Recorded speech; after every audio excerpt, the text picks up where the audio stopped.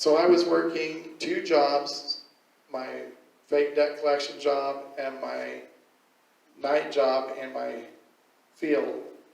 And I looked at some jobs in California, and one job in California paid more than both the jobs I was working. Plus, it was a terrible life. I was working 16 hours a day. I would come home, I would sleep, I would get up, go back to work, and I would do that all week long. And then Saturday afternoon, I might have some time for myself, a little bit of rest Sunday, but Sunday night, right back to that whole week of work again. So I decided to move to California. Being from the Midwest, I had some stereotypical views of California. One was that everyone lived on the beach, and number 2 was that everyone knew a celebrity. So when I moved out to California and met Becky, I asked her how close she lived to the beach, and she said, "No, I don't live on the beach. I live 3 hours from the beach." And I said, "Well, do you know any celebrities?" And she said, "No, I don't." And then she said, "Oh, except for the Marcy Brothers." Now, some of you might not know the Marcy Brothers, but you do know, "Don't tell my heart, my achy breaky heart, just don't think you'd understand." Thank you, thank you. Some of you are thinking, that's not the Marcy Brothers, that's Billy Ray Cyrus.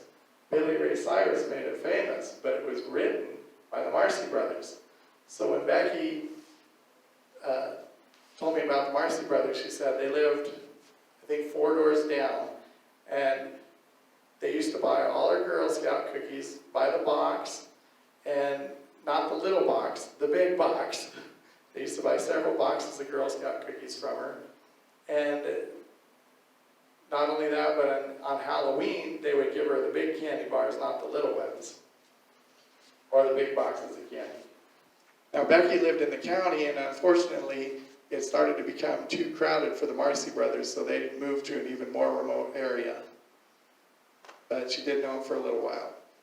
So Becky and I talked about marriage, and I said, you know, I'm not going to be in a financial position to get married for many years. It's going to take me 5 years to pay off my debts and get my finances in order.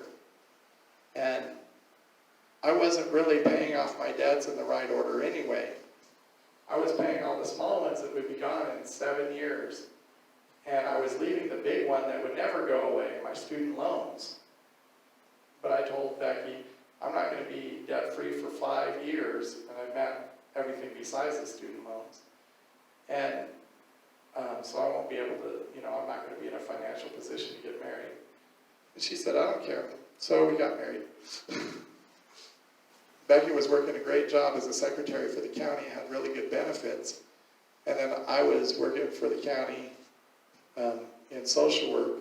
And we decided that we didn't want to be a 2-income family because we wanted children right away. Well, we didn't want to have to adjust from 2 incomes to 1 income when the children came along. So Becky stopped working, and I became the sole provider for the family. And it turned out that we didn't have a child, didn't happen as quickly as we wanted, and it took about 2 years for us to finally have a child. But when we did, we didn't have to adjust our income down at all. We were already set.